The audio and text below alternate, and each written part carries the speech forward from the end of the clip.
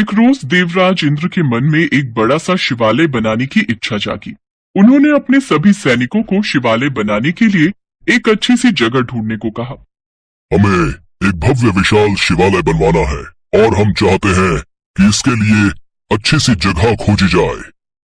कई दिनों तक जगह तलाश करने के बाद एक अच्छी सी जगह शिवालय के लिए चुन ली गई।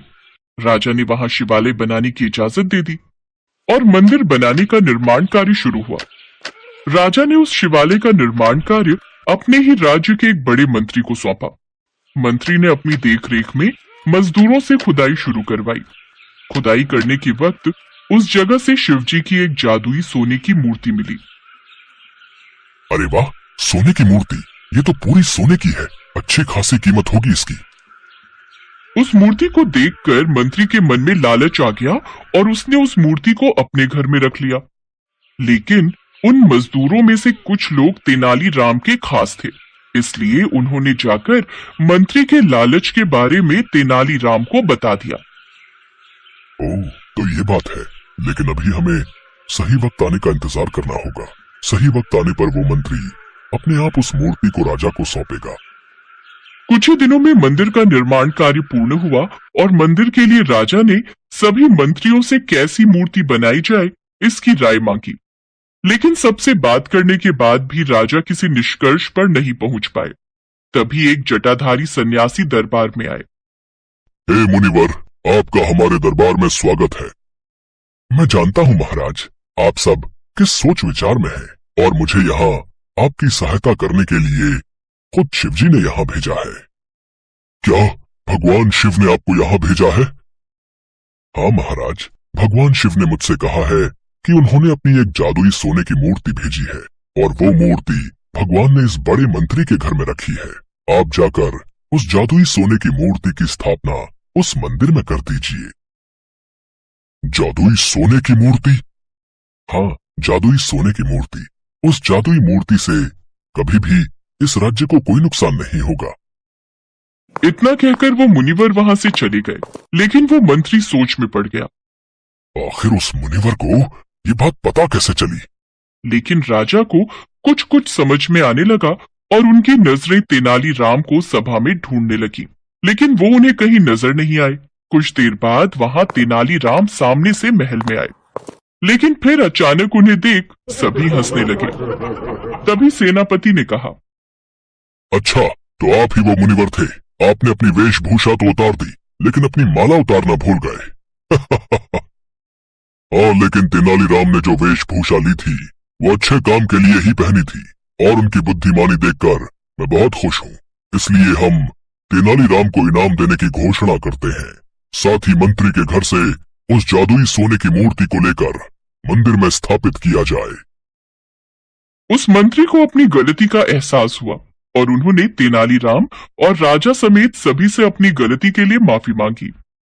महाराज, मुझे माफ कर दो। तेनालीराम, मुझे माफ कर दो। मुझसे बहुत बड़ी गलती हो गई। दरअसल मैं लालच में आ गया था, इसलिए मैंने वो मूर्ति अपने घर में छुपा कर रख ली। तुमने अपनी गलती स्वीकार कर ली, यही बहुत बड़ी बात है। मंत्री जी, मनुष्य इंसान से तो धोखा कर सकता है, लेकिन ईश्वर से नहीं। वैसे तेनालीराम, तुम्हें ये बात कैसे पता चली? महाराज की इस बात पर तेनालीराम मुस्कुरा देते हैं। फिर राजा भी उसे देखकर मुस्कुरा देते हैं। इसके बाद उस जादुई सोने की मूर्ति को राजा ने तेनालीराम के साथ मिलकर मंदिर में स्थापित किया।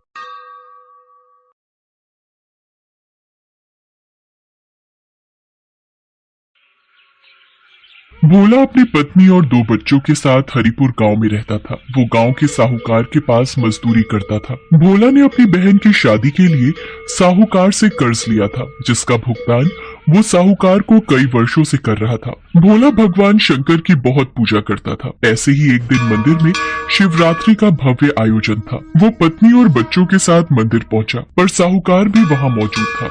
मंदिर में दर्शन करने के लिए पुण्य करने पड़ते हैं। तो जैसे कंगाल के पास ऐसा क्या है भगवान शंकर को देने के लिए? बता, कोई दान दक्षिणा या कोई चढ़ावा? भोला उदास मन से पत्नी और बच्चों को लेकर वापस घर की ओर चल पड़ता है। तभी कुछ खाने को दे दो, बड़ी जोरों की भूख लगी है। भैया, ये आटे का हलवा है, अगर ये खाओ तो। हाँ, मुझे आटे का हलवा दे दो। भूख में तो प्रसाद और भी स्वादिष्ट लगता है। क्या नाम है तुम्हारा? मेरा नाम शिवा है। मैं काम की तलाश में हूँ। क्या आप मुझे कोई काम दे सकते हो? मैं कुछ भी कर लूंगा। पर मैं तो खुद एक गरीब मजदूर हूँ। गांव के साहूकार के पास मजदूरी करता हूँ। मैं तुम्हें भला क्या काम दूंगा? भैया, मुझे कोई भी काम दे दो। बदले में मुझे पैसे नहीं, बस रहने की जगह दे देना। भोला शिवा की मजबूरी देख हाँ कह देता है। अगले दिन से शिवा वहीं रहने लगता है और घर के काम में मदद करता था। एक दिन भोला अपनी पत्नी माला से बोला, माला, शिवा हमारे लिए इतना सब कुछ क्यों कर रहा है? बच्चों के लिए भी ये इतना दूध, फल, सब्जी सब ले आता है, पर कब तक हम इससे बिना पैसे दिए काम करवाते रहेंगे? तुम एक काम क्यों नहीं करते? साहूकार से कहकर इसे भी अपने साथ काम पर लगवा लो। वहां तो इसे काम के बदले पगार मिल जाएगी। भोला को माला की बात सही लगी। वो शिवा को लेकर साहूकार के पास जाता है और काम दिलवा देता है। शिवा भोला के साथ अब खेतों पर भी काम करने जाने लगा। साहूकार शिवा को जो भी पगार देता, वो पैसे शिवा भोला को जोड़ने के लिए रखवा देता था। भोला कई